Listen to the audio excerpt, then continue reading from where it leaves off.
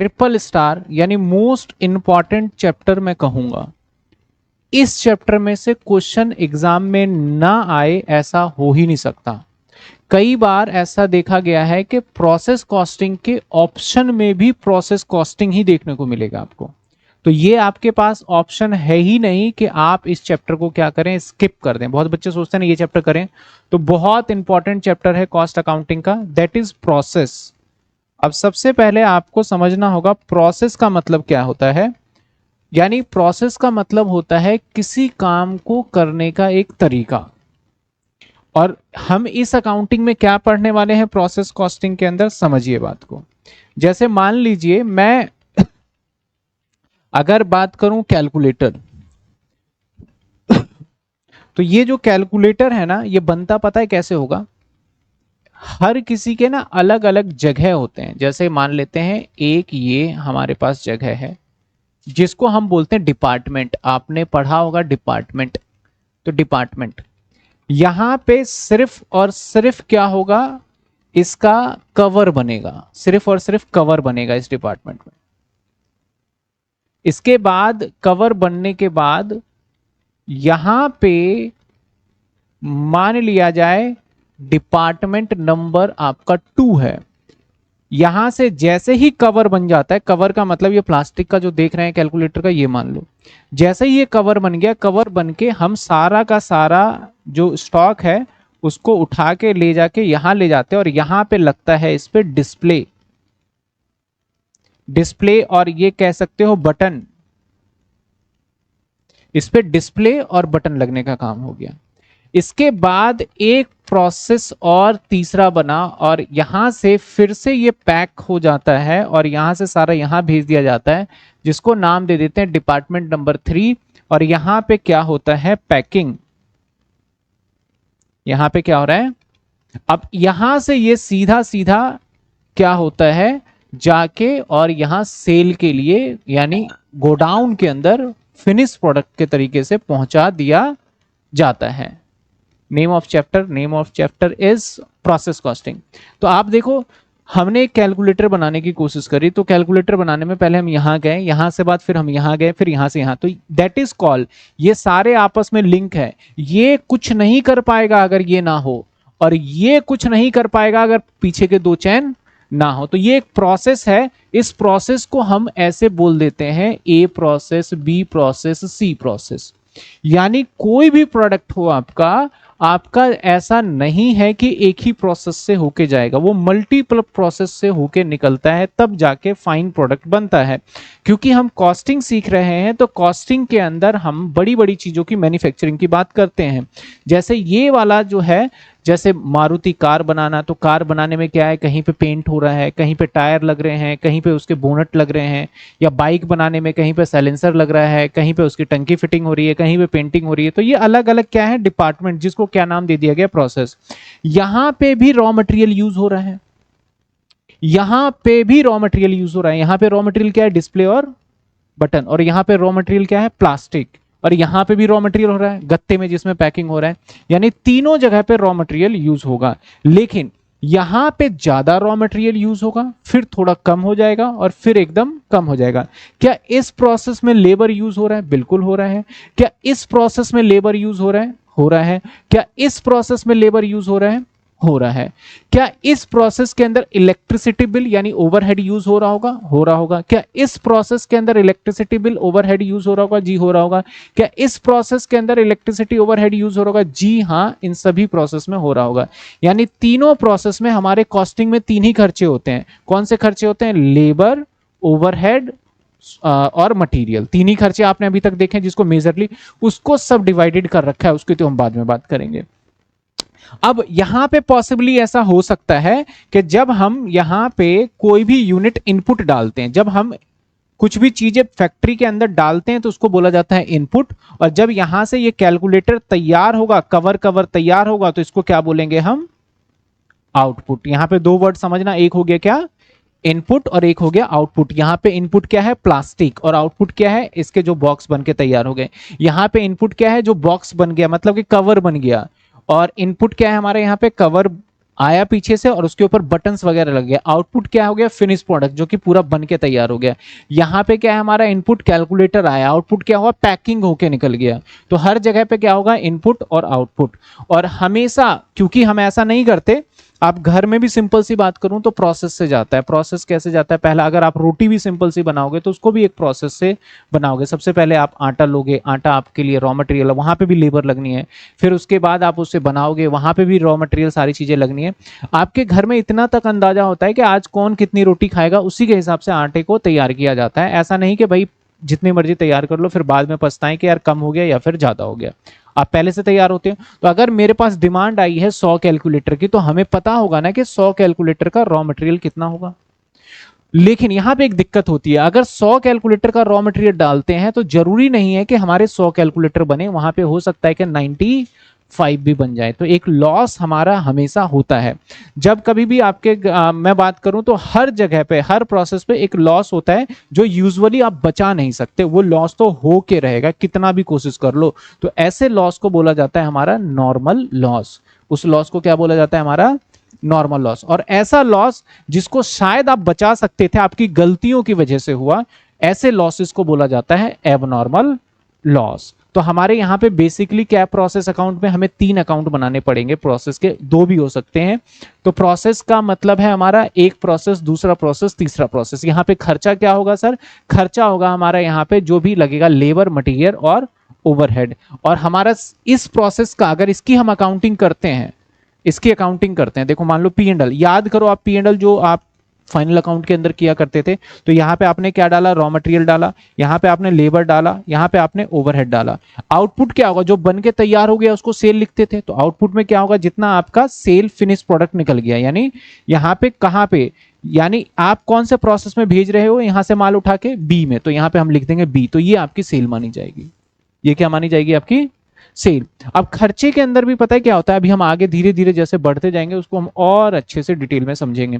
यहां के लिए क्या होगा, यहां का पीएनएल अलग बनेगा अपना। पीएनएल में क्या होगा, आपको यहां पे क्या आया, प्रोसेस ए से सामान आया, इसके बाद फिर आपने क्या लगाया, मटेरियल लगाया, फिर आपने क्या लगाया, लेबर लगाया, और फिर क्या लगाया, ओवरहेड। फिर माल तैयार हो गया, कहां भेज दोगे, प्रोसेस सी में। आगे कहां भेज दोगे, प्रोसेस सी के अंदर। ऐसे ही यहां पे भी होगा, भैया यहां पे क्या हुआ, हमारे पास सामान आया, कहां से आया, प्रोसेस बी से आया। और फिर यहां पे फिर से 3 फैक्टर एक्टिवेट हो गए, कौन से, लेबर, ओवरहेड और मटेरियल लग गया। और उसके बाद यहां से अब किसी प्रोसेस में नहीं जाना, तो यहां फिनिश गुड्स के नाम से लिख दो, सेल्स के नाम से लिख दो, डिपेंड्स ऑन क्वेश्चंस की रिक्वायरमेंट क्या होती है। समझ रहे हो बात आप। तो बड़ा सिंपल सा है।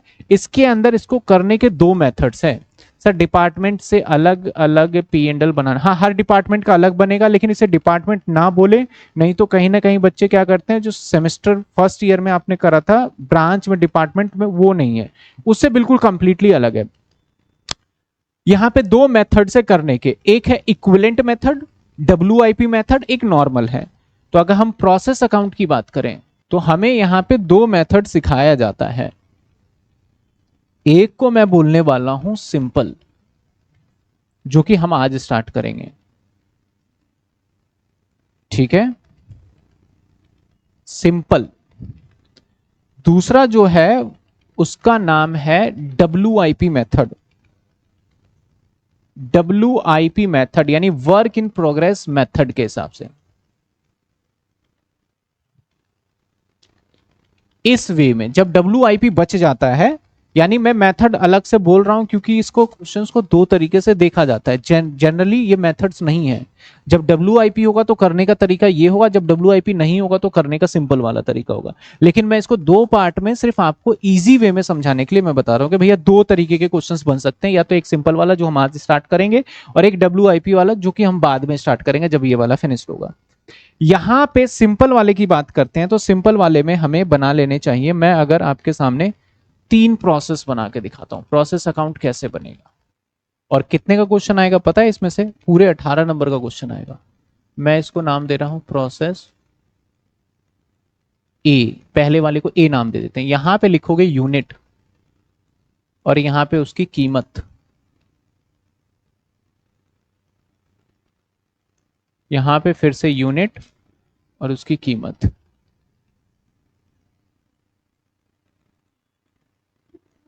जनरली जैसे हम अकाउंटिंग करते हैं, एक प्रोसेस बन गया, यहां पे मैं लेके आ जाता हूं, इसका नाम दे दूंगा मैं प्रोसेस बी। ठीक है, इसका नाम दे दिया हमने प्रोसेस बी। मान लेते हैं अगर एक और कैटेगरी है तो इस वाले प्रोसेस को नाम दे देते हैं हम क्या, प्रोसेस सी। क्या 4 प्रोसेस भी हो सकते हैं? हाँ हो सकते हैं, 4 क्या 10 प्रोसेस भी हो सकते हैं किसी का प्रोडक्ट को बनाने का। लेकिन हमारे सवाल में अगर 10 प्रोसेस होगा तो एक ही सवाल थोड़ी करना है 3 घंटे में हमें, तो हमें 2 या 3 प्रोसेस का मैक्सिमम पूछा जाता है, इससे ज्यादा प्रोसेस का सवाल आएगा ही नहीं आपके एग्जाम में। अब सिंपली सबसे पहले काम कहां स्टार्ट होगा, प्रोसेस ए में स्टार्ट होना चाहिए या बी में होना चाहिए या सी में होना चाहिए?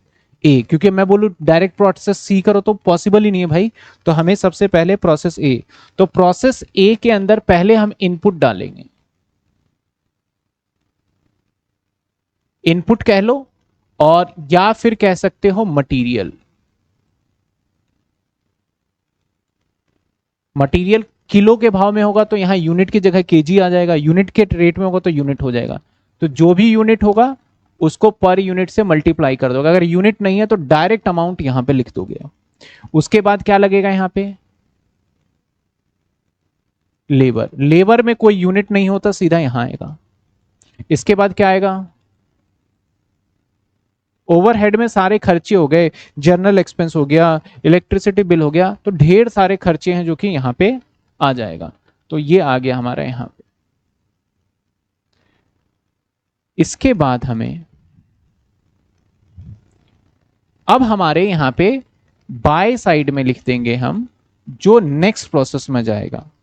मान लिया जाए नेक्स्ट प्रोसेस में जाएगा, हम उसे लिखेंगे बाय साइड में। हम क्या लिख देंगे, प्रोसेस जहां जाएगा तो किस में जाएगा, प्रोसेस किस में जाएगा, तो बी लिख देंगे हम यहां पे। और ये लो प्रोसेस बी में कितना गया और क्या गया। नॉर्मली हमारा प्रोसेस ए के अंदर लॉस हो सकता है। लॉस 2 टाइप के होते हैं,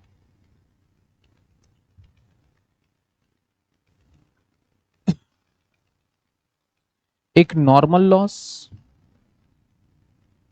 जो कि आज हम डिस्कस करेंगे, एक होता है एबनॉर्मल लॉस जो कि आगे डिस्कस करेंगे। एक वेस्टेज भी होता है, एक वेस्टेज भी होता है, वेट लॉस जिसको कहते हैं। वेस्टेज ना बोल के मैं वेट लॉस प्रॉपर वर्ड बोलूं तो वो सही रहेगा। एक क्या होता है हमारा, वेट लॉस होता है। अब मुझे समझाना, मान लो मैं एक, सपोज करो मैं प्रिंटिंग करता हूं, मेरे पास बुक्स का ही एग्जांपल ले लेते हैं। ये बुक है मेरे पास, इस बुक की मैं प्रिंटिंग करता हूं। अब इस बुक को जब भी मैं प्रिंट करता हूं तो इसका बनाने का जो मेरा कॉस्ट आता है ना बुक का, मुझे बताना, मैं 200 रुपए आता है, 200 रुपए आता है। ठीक है, इस बुक को बनाने का कितना खर्चा आया, और मुझसे एक मिस्टेक हो गई, और हर बार ऐसा मिस्टेक हो ही जाता है, 1000 बुक बनाते हैं, एक दो बुक को जब हम प्रिंटिंग करते हैं तो आधे पेजेस पे इंक गया, आधे पे नहीं गया, या फिर थोड़ा इधर उधर हो गया, पेज कटिंग बेकार हो गए, कट गया, तो वो खराब हो जाता है।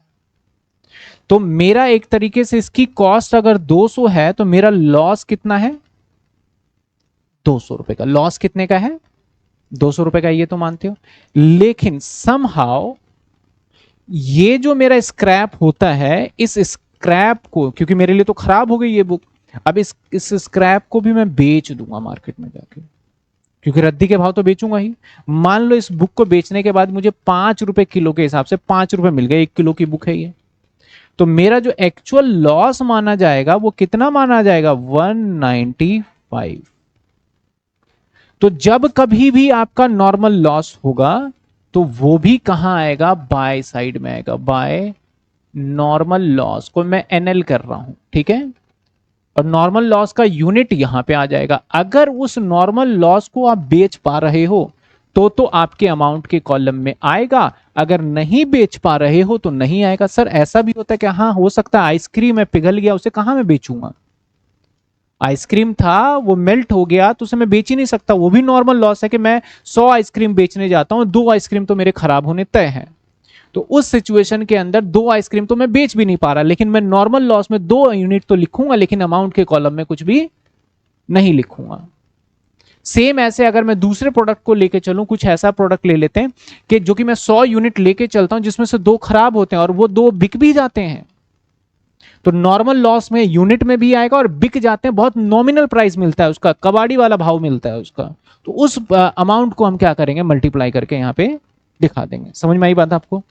तो इसके बाद बाय साइड में आ जाएगा एबनॉर्मल लॉस।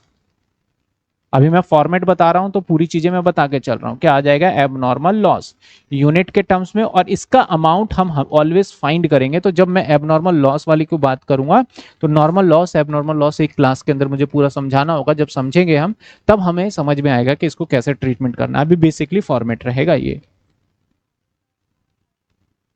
इस केस में नॉर्मल लॉस 5 रुपीज है, नहीं नॉर्मल लॉस तो 200 है, लेकिन 5 रिकवर होके हमारा नॉर्मल लॉस 195 ही बचा। ठीक है ना, वो मैं समझाने की कोशिश कर रहा था। यहां पे टोटलिंग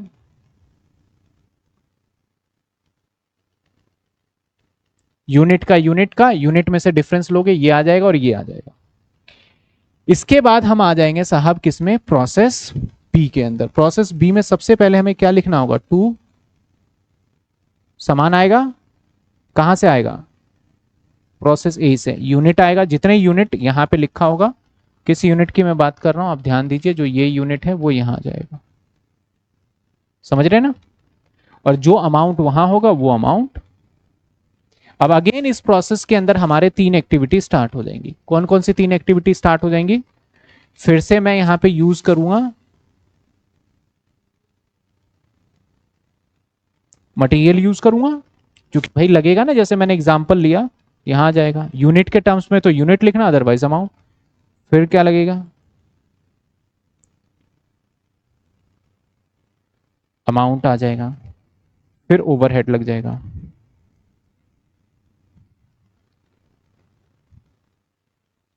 और फिर भी संभावना यह है कि इस वाले में भी आपके 2 लॉसेस हो जाएं। कौन कौन से, नॉर्मल लॉस, और एक पॉसिबिलिटी है कि एबनॉर्मल लॉस। एबनॉर्मल लॉस होती है आपकी लापरवाही की वजह से। एबनॉर्मल लॉस हर बार नहीं होता, नॉर्मल लॉस तो फिक्स रहता है कि भैया हो ही जाता है। एबनॉर्मल लॉस आपकी लापरवाही की वजह से होता है। तो एबनॉर्मल लॉस तो कई क्वेश्चंस में हो भी सकता है और नहीं भी हो सकता है। कैसे निकालेंगे, जब मैंने बताया कि करेंगे तो हम बड़े अच्छे से देखेंगे।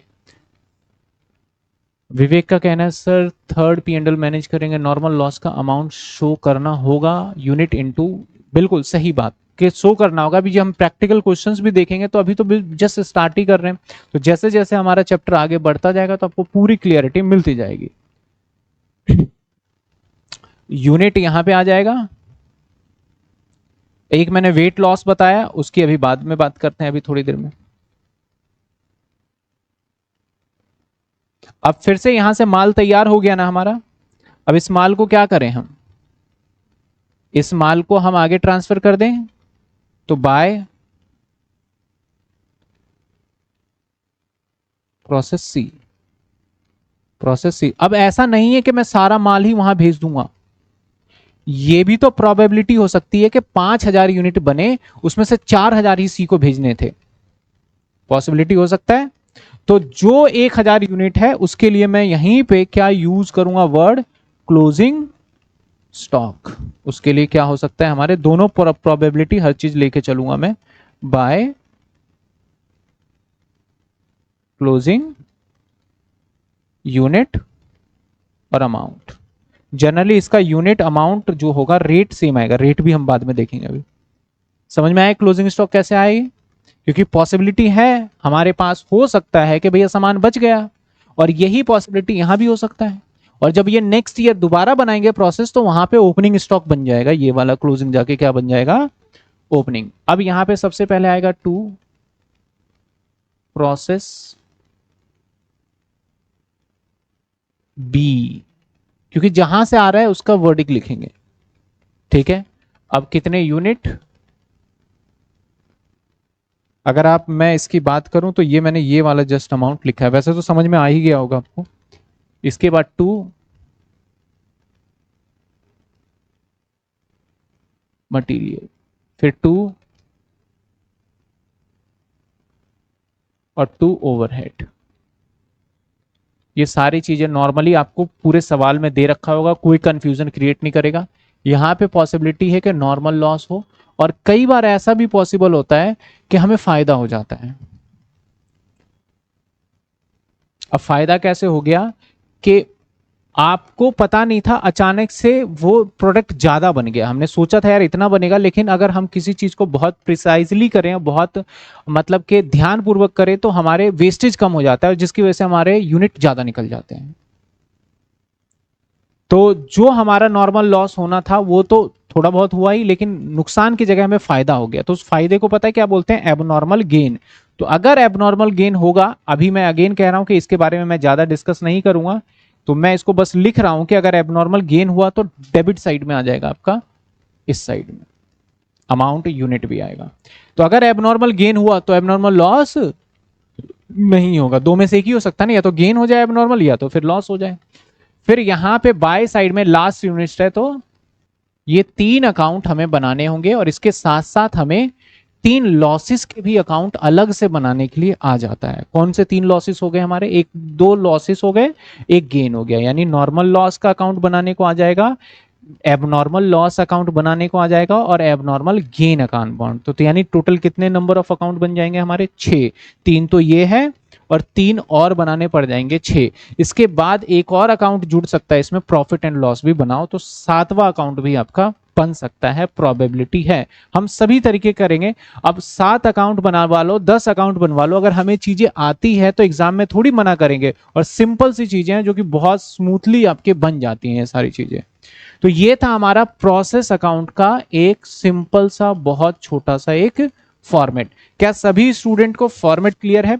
एक वर्ड मैंने यूज किया, वेट लॉस। वेट लॉस हमेशा याद रखना, वेट लॉस का कभी भी कोई कीमत नहीं होता है। सर वेट लॉस का एग्जांपल मान लेते हैं कि आपके घर पे दूध वाला आता है, मिल्कमैन। तो आपको जब वो मिल्क दे के जाता है, सपोज करो आपको दूध दिया उसने, 1 लीटर आप लेते हो, तो 1 लीटर नापने का उनके पास क्या होता है? आजकल तो वैसे पैकेट वैकेट बना के ले आते हैं, लेकिन बहुत लोग नापने का होता है। तो 1 लीटर देगा, तो उस केस के अंदर अगर उसने एक बार ही डाला, तो आप थोड़ा वेट करते हो, यार थोड़ा तो एक्स्ट्रा डाल दो उसमें, तो वो फिर क्या करता है, बाद में थोड़ा सा और एक्स्ट्रा डाल देता है, भले ही वो 50 ग्राम हो, लेकिन वो डालता है। तो ये जो लॉस हो रहा है उस दुकानदार का, 50-50 ग्राम हर घर पे लॉस हो रहा है, क्या उस लॉस का भरपाई हो सकती है? पैसे मिलेंगे? नहीं मिलेंगे। उस लॉस को क्या बोलते हैं हम? वेट लॉस बोलते हैं। उस लॉस को क्या बोलते हैं? Weight loss. नॉर्मल परचून की दुकान पे भी ऐसे वेट लॉस होते हैं, परचून प्रोविजनल स्टोर होते हैं। मान लेते हैं कि चूहे ने क्या करा कि कुछ सामान खराब कर दिया, कुछ मतलब कि अगर राइस है, राइस खा गया या दाल खा गया, तो इस तरीके से चूहे ने क्या करा, वहां पे खा लिया, तो क्या उसके पेट से निकाल लोगे? नहीं निकाल सकते। तो ये भी कौन सा लॉस है हमारा? वेट लॉस की कैटेगरी में आएगा, और इसका कोई भरपाई नहीं है। तो वेट लॉस हमारा इस साइड में तो आएगा, लेकिन अमाउंट के कॉलम में कभी भी। लेकिन जो नॉर्मल लॉस होता है वो रियलाइज हो जाता है, नॉर्मली बिक जाता है हमारा। जैसे मैंने बुक्स का एग्जांपल लिया, मेरा कैलकुलेटर बना रहा था वो खराब हो जाता, तो वो भी प्लास्टिक किलो के भाव में बिक जाता है। हर फैक्ट्री के अंदर देखना एक स्क्रैप डिपार्टमेंट होता है, जहां पे वो बहुत सारा स्क्रैप इकट्ठा होता है, तो लाखों करोड़ों में बेचते हैं वो सारा का सारा अपना स्क्रैप। यहां तक हर एक स्टूडेंट को क्लियर है? जितने बच्चे लाइव है फटाफट बताइए। सर एबनॉर्मल लॉस सिर्फ लापरवाही की वजह से? हाँ बिल्कुल, एबनॉर्मल लॉस ना लापरवाही की वजह से ही होता है। एबनॉर्मल लॉस का मतलब है आपने ध्यान नहीं दिया तभी होता है, और अचानक से हो जाए, या फिर आपके ऊपर भगवान अगर गुस्सा हो जाते हैं तब भी आपका एबनॉर्मल लॉस हो जाता है। मान लो अर्थक्वेक आ गया, आपकी दुकान ही पूरी बर्बाद हो गई, तब भी क्या हो गया? एबनॉर्मल लॉस हो गया। फैक्ट्री के अंदर मान लेते हैं आग लग गया, मशीन ही खराब हो गया, रॉ मटेरियल जल गया, ये भी क्या हो गया हमारा? एबनॉर्मल लॉस हो गया। ये बिल्कुल दिखाएंगे दिखाएंगे, और इसका यूनिट प्राइस हम खुद निकालेंगे, एग्जामिनर नहीं देगा निकाल के। यहां तक क्लियर है हर बच्चों?